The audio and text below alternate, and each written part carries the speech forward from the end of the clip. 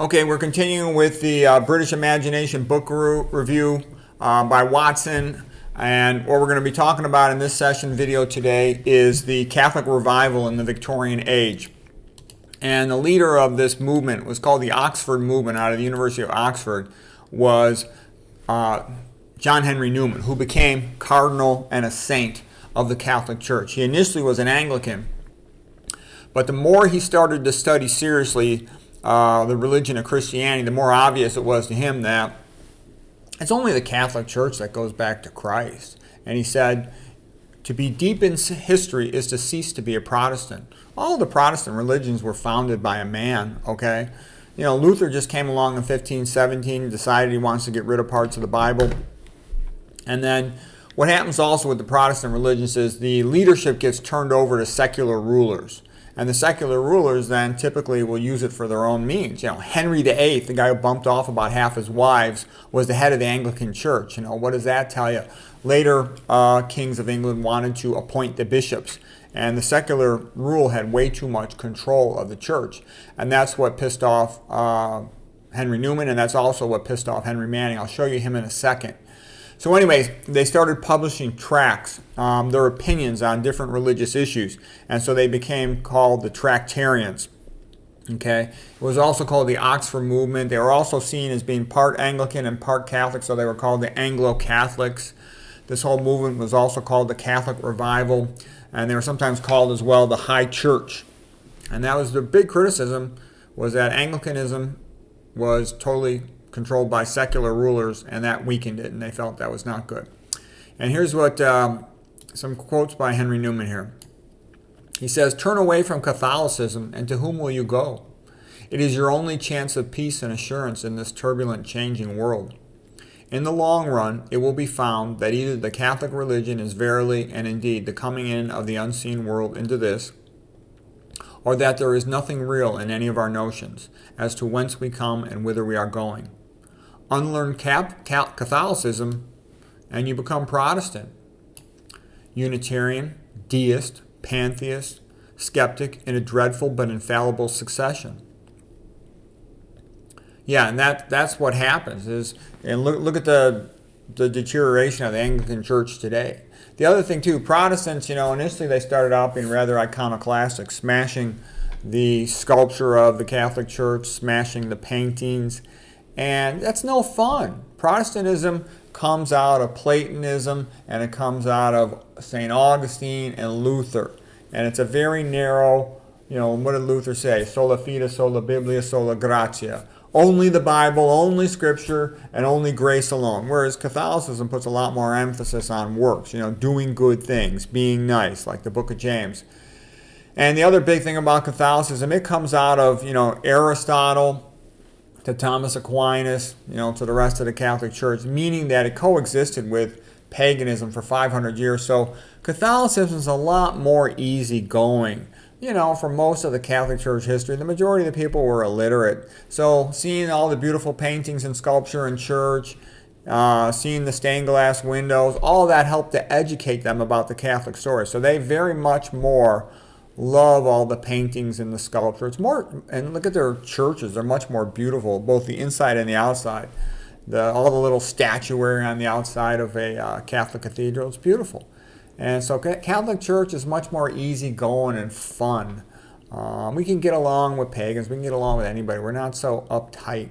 And it's a lot more, has a sense of enjoy life on earth. Don't just, you know, do what some preacher says to try to get into heaven, okay? All right, so here's another quote by John Henry Newman. "God has created me to do him some definite service. I shall do good. I shall do his work. I shall be a preacher of truth." And he also wrote a hymn called That's a good motto for anybody on how to shape their life. You know, be the best you can be and serve what you think Christ wants you to do. He wrote a hymn called Lead Kindly Light amid the encircling gloom. Lead thou me on. The night is dark and I am far from home. Lead thou me on. Keep thou my feet. I do not ask to see the distant scene. One step is enough for me. Yeah, that's kind of how we sort of stumble through life, trying to do the best we can, but not really having the big picture of what's going on or what's coming, unfortunately. So here's another big famous Christian in the 1800s in England who started out as being Anglican and converted to Catholicism. And for the same reason, okay, there's something called the Gorham Judgment, where the secular rulers just turned over Anglican church decisions, and it pissed him off that basically the Anglican church was totally secular controlled. So he said, this is ridiculous, and he became a Catholic, okay? Here's a quote by Patrick Allen. He's a very good historian. He wrote a history of Victorian England. He said, most of the Catholics in England were Irish people, and some were old English families that never went for the Protestant stuff of Henry VIII. Henry the Manning was very nice to the Irish Catholics in England. Many English Protestant people in England saw Catholicism as treason because they often fought Catholics in wars, like wars with France and Spain.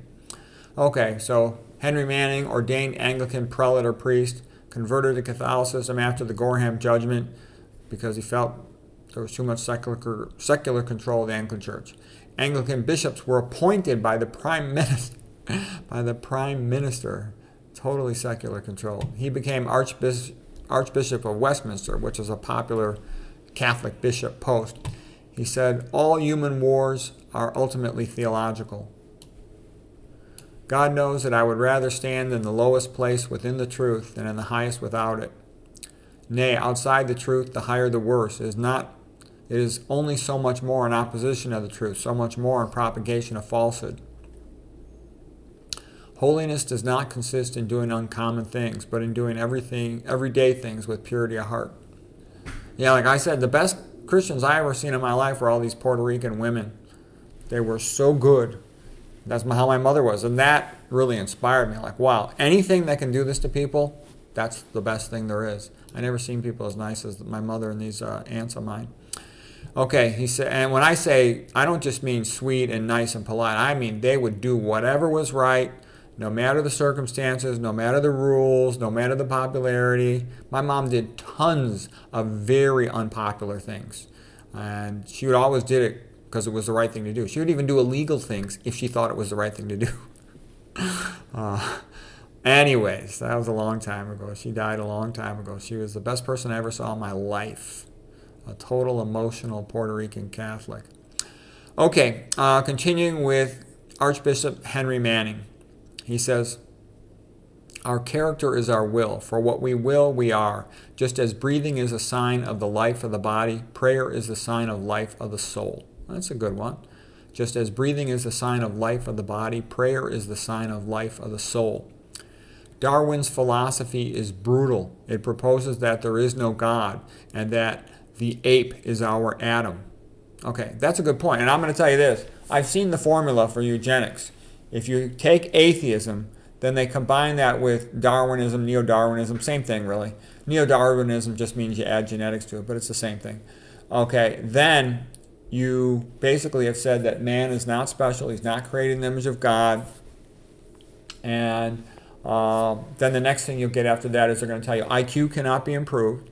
So what they're basically saying is there's nothing special about people, and you can't improve their IQs. If they seem stupid, then they're stupid, and there's nothing that they can do to fix that.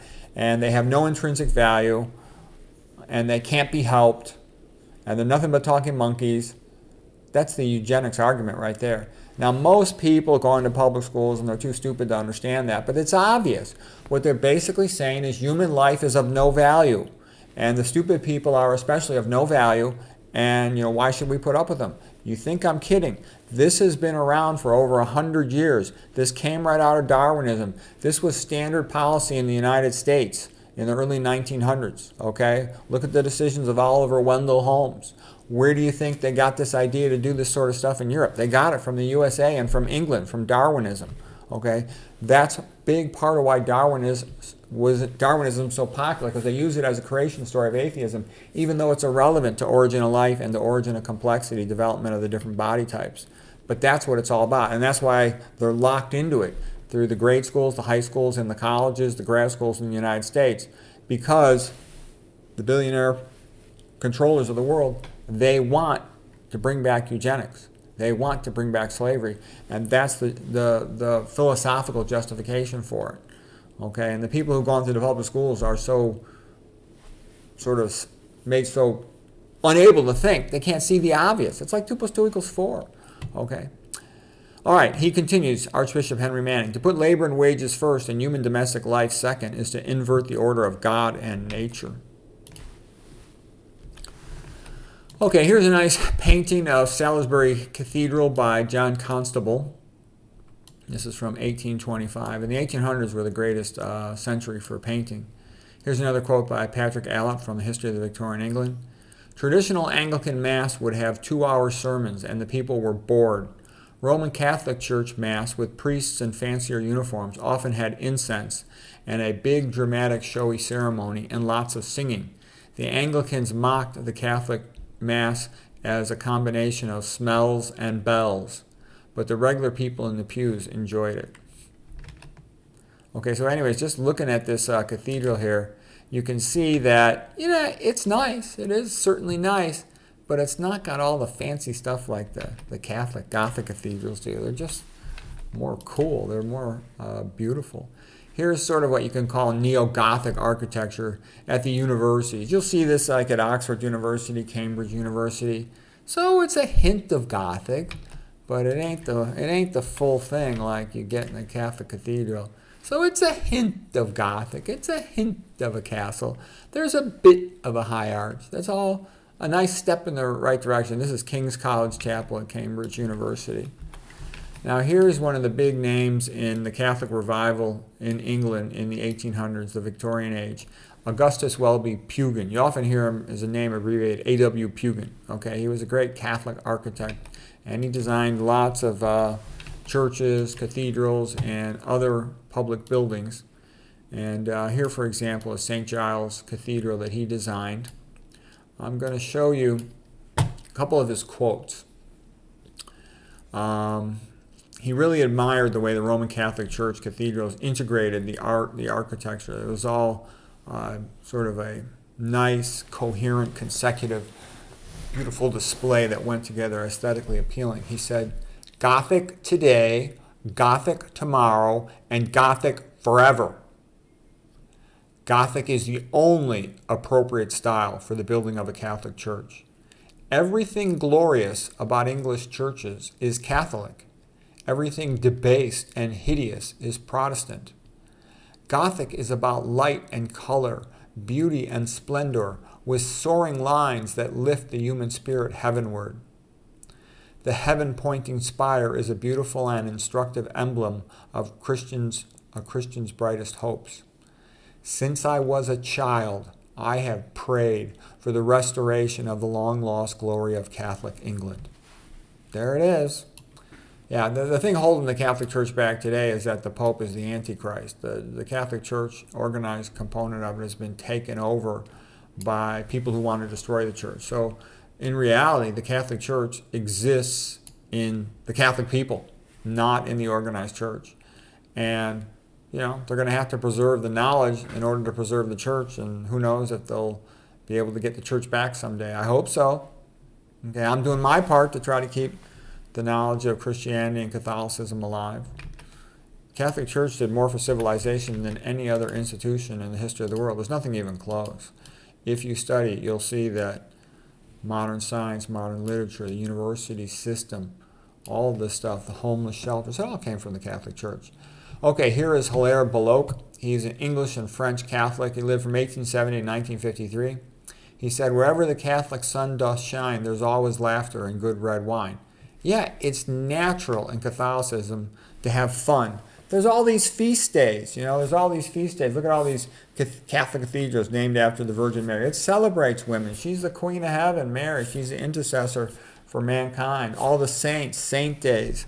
And there's all kinds of parties and holidays and feasts. It's fun. Here's more quotes by Hilaire Belloc. It has been discovered that with a dull urban population, all formed under a mechanical system of education, a suggestion or command, however senseless and unreasoned, will be obeyed if it is sufficiently repeated. All industrial civilization is clearly moving towards the reestablishment of a servile condition. Yeah, that's the other thing too. To anybody with a brain and who reads a little bit, it's obvious that the goal is to bring back slavery, to the masses. But because the masses are so ignorant, so illiterate, so stupid, they don't even realize it. If you walk up to the average person in the street and you said, is there tremendous pressure to bring back slavery? They go, I don't know what you're talking about. But to anybody who knows anything about history, it's obvious. What is a slave? Somebody who's not allowed to speak freely, somebody who is not allowed to have an opinion, somebody who is always being watched and can be brutally punished for nothing. Okay, that's slavery. That's what's happening. Okay, G.K. Chesterton, it is a test of a good religion whether you can make a joke about it. Isn't that? It isn't, and then isn't. So that's a great thing about Catholicism. You can joke about Catholicism. Other religions, you can't joke about them. You joke about them, and you're going to be in some big type of fight. Christianity, you can joke about it, especially Catholicism. Okay, it is a test of a good religion whether you can make a joke about it. It isn't that they can't see the solution. It's that they can't see the problem. Yeah, that's the problem with the proles. The proles are so clueless, they don't understand how imminent their slavery is. He says, you'll never find the solution if you don't see the problem. Don't be so open-minded that your brain falls out. And then he wrote this great song, O God of earth and altar, bow down and hear our cry. Our earthly rulers falter, our people drift and die. The walls of gold entomb us, the swords of scorn divide. Take not thy thunder from us, but take away our pride. Okay, I'll link to that song because it's a great song in the description below. The more I considered Christianity, this is G.K. Chesterton talking, the more I considered Christianity, the more I found that while it established a rule and order, the chief aim of that order was to give room for good things to run wild. The problem of disbelieving in God is not that a man ends up believing nothing. It's much worse. He ends up believing anything. The way to love anything is to realize it may be lost. So yeah, G.K. Chesterton, he was a brilliant guy. He's telling the truth. He's a genius, and he did right by the people. Here's some of his famous books. Father Brown series. And then here's another one, The Man Who Was Thursday. Here's a typical G.K. Chesterton quote, angels can fly because they take themselves lightly. Yep, that'd be like my mother. Okay, here's a couple other books about Catholic authors, and these were pretty good. I actually thought this one was better, Catholic Literary Giants. I really enjoyed that book. It was written more with a sense of reverence. Catholic Converts was written by Patrick Allett, and he's a religious historian, but, you know, he's from England. He seems to me, from what I can read of him, most connected to the Anglican Church. So he's a good scholar, and he is pretty funny sometimes, but this is a better book if you're interested to read about Catholic authors from the 1800s and 1900s. So anyways, that's what it was all about. There was this big increase in Catholicism in England and a big recognition that it's what connects to Christ. Anyways, hope you found that helpful.